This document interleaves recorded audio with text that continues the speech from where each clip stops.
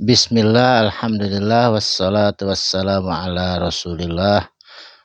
Patepang deui dinten ieu dinten Senen kaping 16 Maret 2026 masih dina surat Al-Anbiya ayat ke-42 na. A'udzubillahi minasyaitonirrajim. Bismillahirrahmanirrahim. Kul bejakeun ku anjeun Muhammad ka jalma-jalma kafirin mayak laukum saha anu bisa ngalindungan anjeun, anu bisa memelihara anjeun bilaili dina gelapna peuting, wan nahari jeung dina panasna beurang. Saha anu bisa ngalindungan? Minar rahmani ti Allah anu maha rahman. Teu aya nu bisa ngalindungan kecuali Allah anu maha welas, tiasa ngalindungan mah.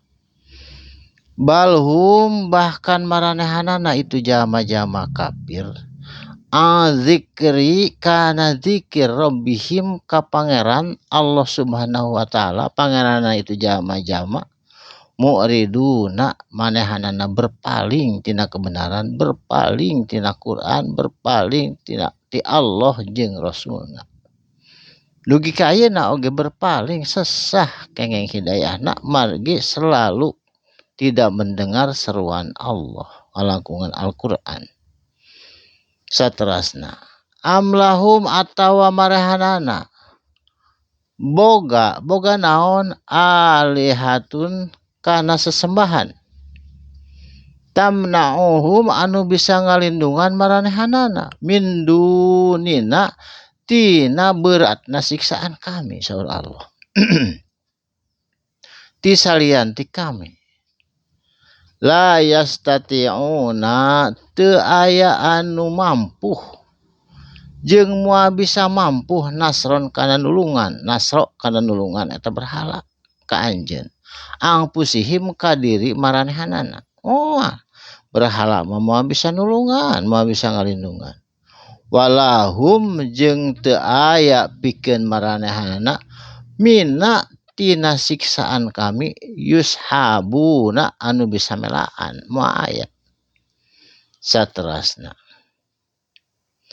bal mata'na bahkan kami maparinan kanikmatan na kami saur Allah haulai kamaranehanana jama-jama kafir wa abauhum jeung ka bapa-bapana itu jalma kafir hatta sehingga tola dipanjangkeun ditowilkeun alaihim ka itu jalma-jalma kafir al umuru kana umurna kana yuswana. Umat kafir mah pararanjang tepi ka 120 tepi ka 100 ku Allah teh dipaparin umur panjang ditangguhkeun supaya anjeunna engke ngahadap yaumul akhir tiasa dihisab ku hisaban anu sesuai jeung kalakuanna kakafiranna keur di dunya. Saterusna afala yarawna nah anjeun teu ningali teu nempo anna senyana kami saur Allah nati kami ngadatangkeun al ardo kamu ka bumi ieu nangkusuha kana ngurangan hak ka itu jalma-jalma min atrofiha tina penjuru ha itu dunia naon umurna dipanjangkeun terus kekuatanana dikurangi jadi lemah jadi teu tiasa walakaya beuki panjang umurna beuki lemah maot we. Afahum ghalibuna hamaranehanana bisa menang tina siksa Allah nah bisa menang tina kakiatan Allah. Teu aya sadayana oge lemah manusia mah bakal maot menghadapi hisaban di yaumil akhirat di poe akhir engke. Saterusna jadi dipanjangkeun yuswana umat-umat kafir diantepkeun di ayonan diurul ku Allah subhanahu wa ta'ala.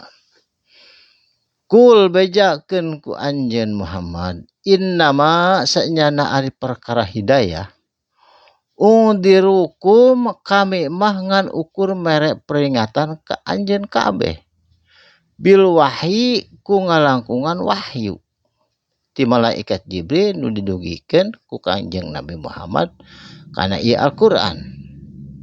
Wala yasma'u jeung teu ngadarenge itu jalma-jalma kafir ku ceulina padahal sehat. Summun seolah-olah manehna torek teu ngadenge kana kebenaran, teu ngadenge kana Qur'an jeung sajabana.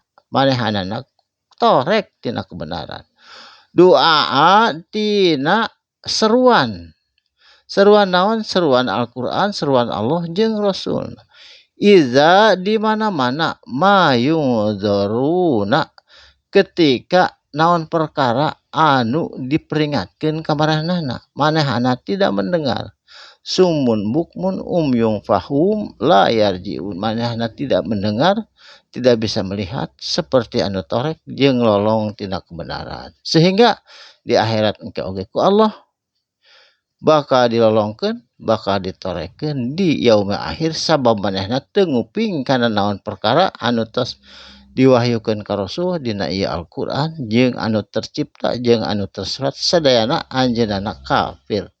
Tah kitu umat-umat kafir. Barakallahu li wa lakum mugi aya manfaatna kaya insyaallah patebang deui dan enjing dina waktos sareng gelombang anu sami. Shadaqallahul adzim. Wassalamualaikum warahmatullahi wabarakatuh.